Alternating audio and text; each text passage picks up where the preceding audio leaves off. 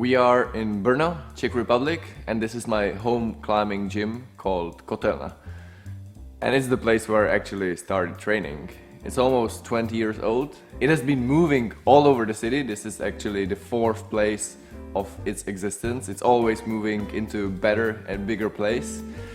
And it has always been very underground, super dirty, dusty, but it never lacked of all the necessary training ingredients. So nowadays, even though it almost looks fancy, it is still as good as it used to be, or actually even better than in its history. If you look at the wall, you might be wondering that something is wrong, that the colors are in a weird positions, and the reason is that here the colors, they don't matter at all. We don't have any set boulders, it's just a bunch of different holes on the wall. The wall itself is quite basic, it's just like basic either 20, 30 or 40 degrees overhanging walls, and it's just got like thousands possibilities. In every single training session I can just come up with my own imagination or with the imagination of my friend with set of different boulders, which for me makes the training so much more efficient. Once a year we take all the holes down, wash them and put them back, and I do most of the root setting.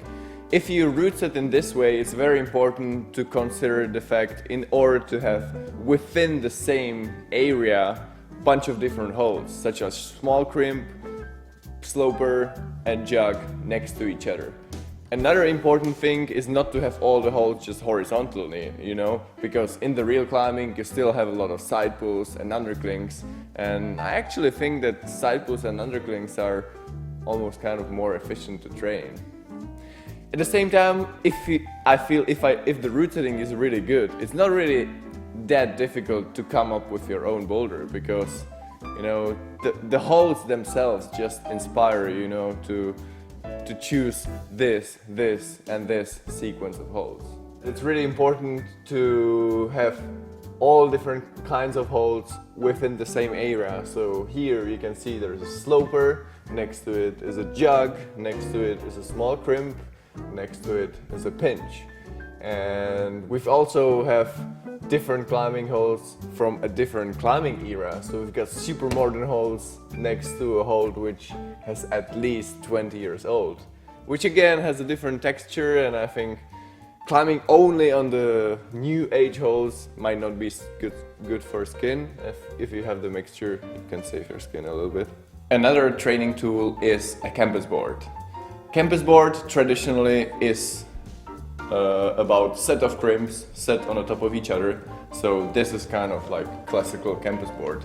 But in the modern times we don't only have different crimps, but we also have different kind of holes, because on the rock we don't only climb on crimps. So we've got some slopers, we've got some jugs, we've got different kind of slopers and so on. The traditional way of training on the campus board is going up and down, but why can't you just go sideways? So that's why I developed this horizontal campus board featuring these slopey walls where you can go like this and work on your core. Everything has to be customized for the ultimate comfort.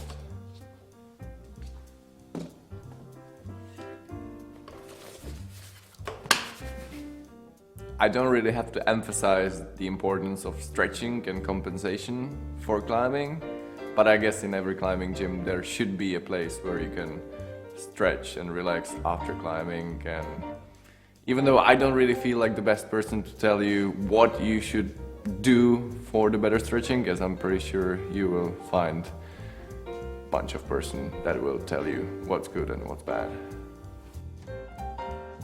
And get psyched for the next episode, which will feature bouldering with Martin Stráník.